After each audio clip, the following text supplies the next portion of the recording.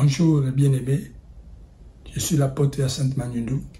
Bienvenue sur ma chaîne. Aujourd'hui, nous allons partager la parole de Dieu.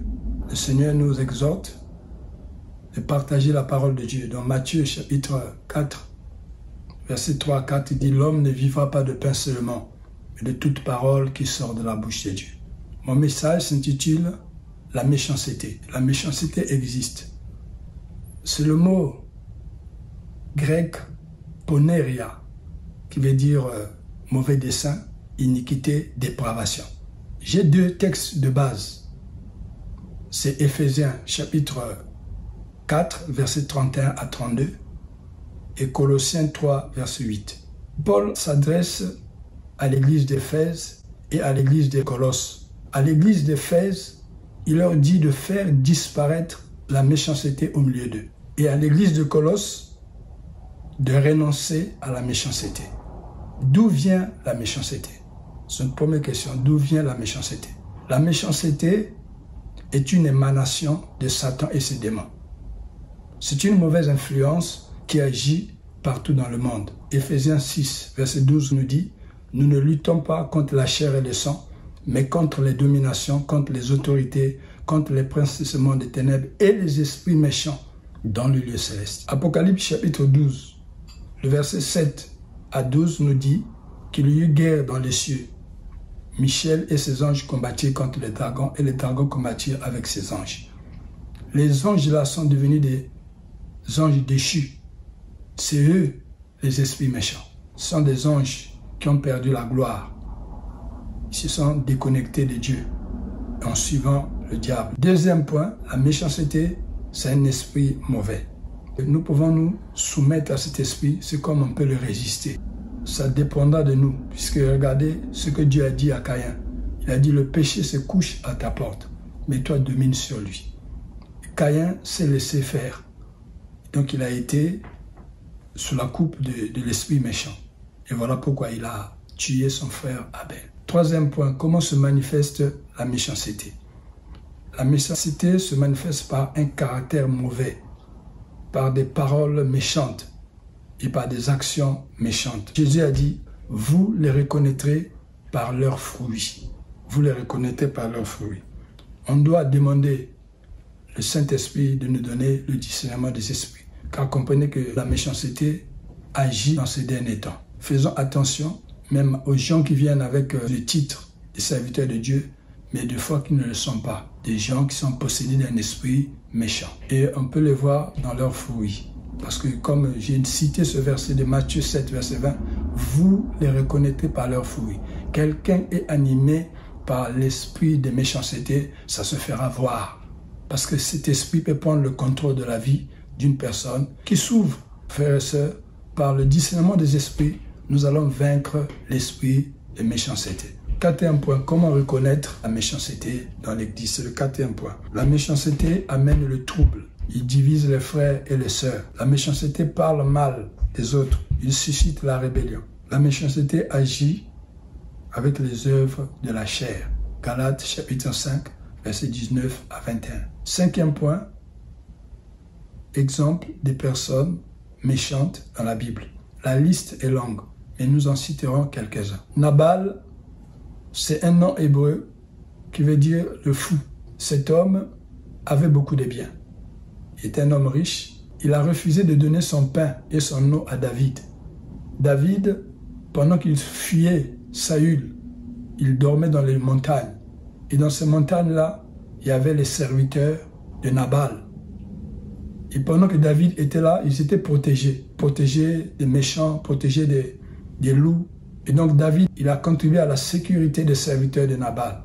Mais quand David a eu faim, Nabal a refusé de donner son pain à David. Qu'est-ce qui s'est passé? Lorsqu'il a reçu la nouvelle de sa femme, qu'il a ramené du pain à David, le cœur de Nabal est devenu comme une pierre.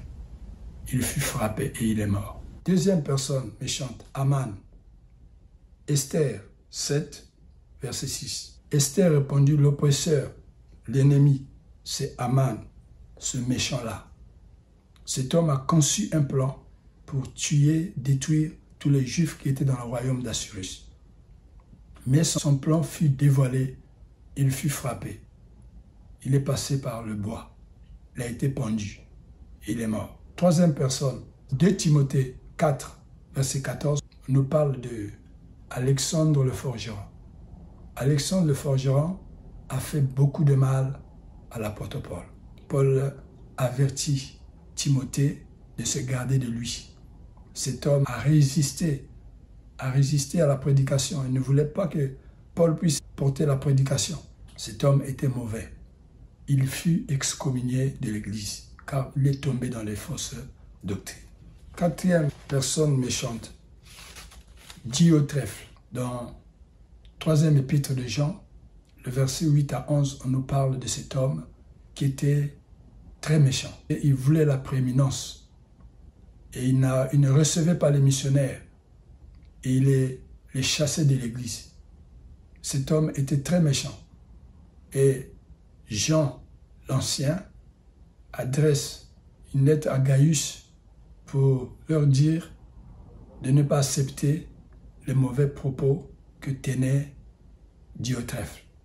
5e personne méchante, Ésaü. Genèse 27, verset 41. La Bible nous dit que Ésaü conçut le mal après la bénédiction. Comprenez que la bénédiction aujourd'hui peut vous attirer de mauvaises personnes, des méchants, comme ce qui fut pour Jacob. Jacob a eu le doigt d'aînesse et son frère Ésaü fut dans la haine, dans la colère, dans la méchanceté. Il planifiait de tuer Jacob, mais les parents l'ont fait partir chez son oncle Laban. Nous voyons, frères et sœurs, on ne construit pas avec la méchanceté. Celui qui est méchant, c'est sûr que ce qu'il sème, il va le récolter. Nous devons nous garder des méchants. La méchanceté est un mauvais fruit. La méchanceté, c'est de la sorcellerie. Tout enfant de Dieu doit se garder de cet esprit méchant. Car, comprenez, on peut naître méchant. On peut le devenir. Ça peut être par héritage. Mais Dieu nous demande de nous garder, de ne pas être méchants et de ne pas suivre la voie des méchants. Voilà, frères et sœurs, je voudrais prier maintenant que Dieu nous garde de la méchanceté et que vraiment, par ce message, Dieu puisse dévoiler ceux qui ont l'esprit méchant, ceux qui veulent détruire les églises, l'assemblée, ceux qui veulent amener la division parmi les frères et sœurs, que Dieu puisse nous garder. Seigneur, je te remercie pour tes enfants qui ont écouté ce message. Nous te donnons gloire, honneur, puissance et sagesse. Parce que, Seigneur, tu as dit, ôtez le méchant du milieu de vous. Que la méchanceté soit ôtée du milieu des enfants de Dieu. Que la méchanceté soit écartée. Nous prenons autorité sur l'esprit des méchancetés. Nous les lions, nous les chassons au nom de Jésus-Christ. Seigneur, merci de garder tes enfants des mauvaises voies. Saint-Esprit, donne-nous le discernement des esprits pour discerner dans ce temps de la fin que nous sommes en train de vivre. Que cet esprit qui est à l'œuvre. Père, merci. Gloire te soit rendue. Merci, Seigneur. Au nom de Jésus. Amen. Si vous avez apprécié ce message, n'hésitez pas de liker, de commenter et de vous abonner sur ma chaîne. Si vous voulez soutenir ce ministère, le lien PayPal est disponible dans ma description. Merci, soyez bénis. À samedi prochain.